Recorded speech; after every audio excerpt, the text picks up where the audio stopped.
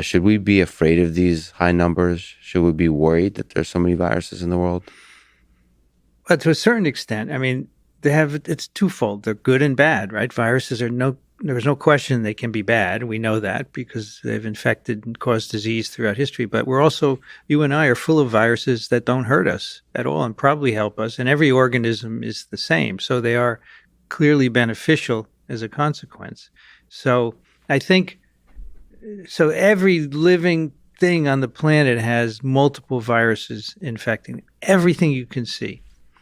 And most of them, I think we don't worry about because they can't infect us. They're unable. In fact, now you can actually take your feces and send them to a company and they will sequence your viruses in your feces for you, your fecal virome, right? And the most common virus in human feces is a plant virus that infects peppers. It's called pepper mottle mosaic virus.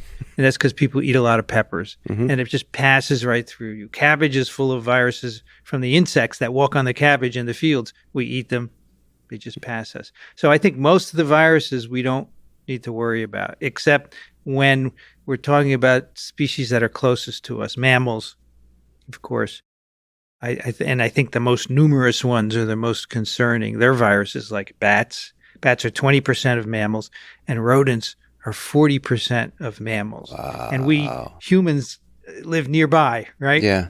And we know throughout history, many viruses have come from bats and from rodents to people. No question about it. So there's a proximity in terms of just living together and a proximity genetically too. So it's more likely that a virus will jump from a bat and a rodent. And birds too. Birds can give us their viruses. That's happened. You know, influenza viruses come from birds mainly.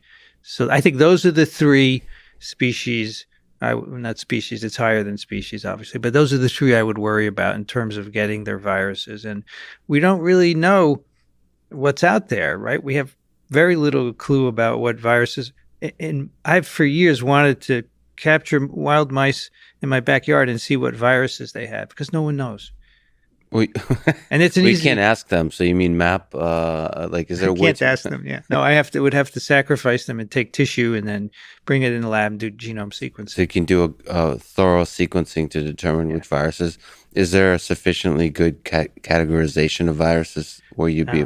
That's a very good question. So whenever you do sequence, right, you get some environmental sample and you extract nucleic acid and you sequence it. What you do is you run it past the database. The gold standard is the GenBank database, which is maintained here in the U.S. And you see if you get any hits.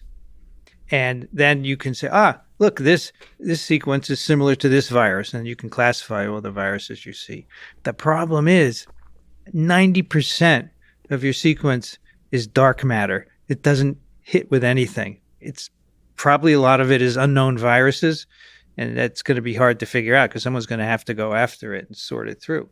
So yes, you can find a lot of viruses, and the numbers you get are astounding. You can find thousands of new viruses just by looking in various life forms, but there are many more that we don't pick up because they're not in the database.